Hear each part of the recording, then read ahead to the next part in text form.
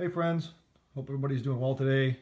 It is August 30th, 2016, and the knife I'm going to review today or show you is not a limited custom, but it's a custom.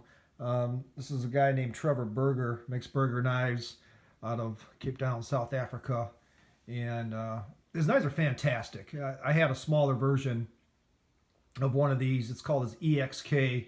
This is the LEXK, L for large. And I had the small one. It's a relatively thick knife, frame lock flipper, front flipper.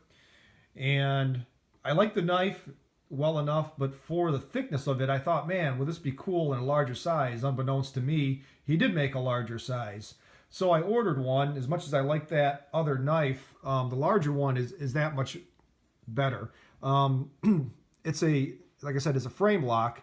Open back construction, usually have standoffs. So I asked if he could do a backspacer, which he did for me in Damasteel. I asked for Damasteel blade, pocket clip, which he did, and a floating backspacer. I asked for a backspacer, and he wasn't sure. He hadn't done one yet, so this is a one of a kind, first of its kind.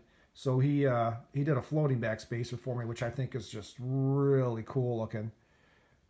So he did that there. Again, frame lock flipper, you can see how thick it is. But for the size, it's everyday user friendly. Great size for the knife.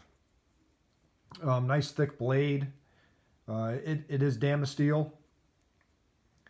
Damasteel pocket clip, contoured and pretty cool. Not overly built. A lot of makers make what I think their pocket clips are overbuilt to the point where they're either too long or too heavy and thick. This one seems to fit the knife perfectly. I really love the pivot. He does an oversized pivot on one side, which actually acts as a lock stop for the back side. Jimping, two different types of jimping that is useful. I'm hoping this is focusing because, yeah. My eyes up close are kind of bad. Beautiful Damasteel. Beautiful. And of course, matching pocket clip. Fits really well in hand. Nice sharp edge. Feels great. You can choke up on it. A lot of custom knives, especially flippers, will have on the bottom, you'll see where it has the part of the flipping tab hanging down. It takes a little bit away from the cutting edge towards the back, where you can see how this is actually below the frame, which makes it real nice. So now it's the whole blade is useful from the tip to the hilt. So try to give you a little size comparison here. This is a small and single Sabenza. You can see how much smaller that is. And then here's a large Sabenza for comparison. So it's in between the two, which again makes it very nice for EDC. As much as I like this knife, sometimes it's not as useful, longer in pocket.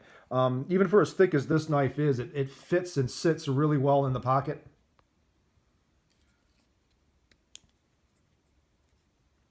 Very smooth. He doesn't say IKBS, but I do believe he uses a bearing system inside of it. Notice the lock bar on it. The lock bar is smaller in width than I'm used to seeing on some custom frame locks, because again, a lot of those are overbuilt. I mean, even the Chris Reeve, you can see how wide the lock bar is. You really don't need that much, and Trevor doesn't, use it, which he doesn't need to. I mean, you can't shake the knife open. If I really tried, I might be able to, but I can't. The front flipper works fantastically. Is that a word? And there is a blade stop.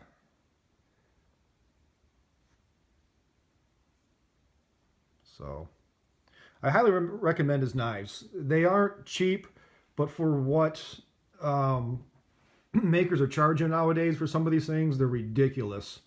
Knife Co. and Tough Knives, and they're basically, you know, high-end production knives. I'm not knocking them so much, but their prices are just ridiculous, and you can't even say secondary market, because when you see them on, you know, websites that are, you know, they're dealers that are selling these things, and they're asking ridiculous numbers for these, and they're not selling because there's so much money. Again, this is Trevor's knives aren't inexpensive, but worth it. I mean, for what you get, I would really have to say, you know, you're getting a fantastic quality knife that's going to outlast you and probably your kids. So, to take it apart, it does require a spannel wrench, which Trevor is actually going to send me one, but I'm fairly certain you can buy them at your local hardware store / hobby shop.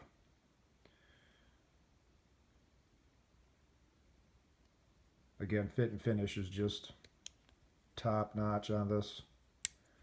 I like the fact that being a flipper, you don't have anything sticking out here. Being a front flipper, you know, you just grab it, and you don't have to flip it. I mean, you can do it slowly, and it worked the same way. It's got fantastic lockup. It's not sticky, but it's not soft either. The smaller version that I had was the same way. Quality build, top notch. I mean, even this little bit of jimping or, you know, groove lines he has here is semi-useful. But this feels really good.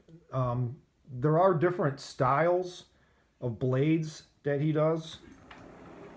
So this particular one is kind of a reverse sheepfoot, though it's, you know, unlike a sheepfoot that it just has a straight blade on it. It has a little bit of belly to it.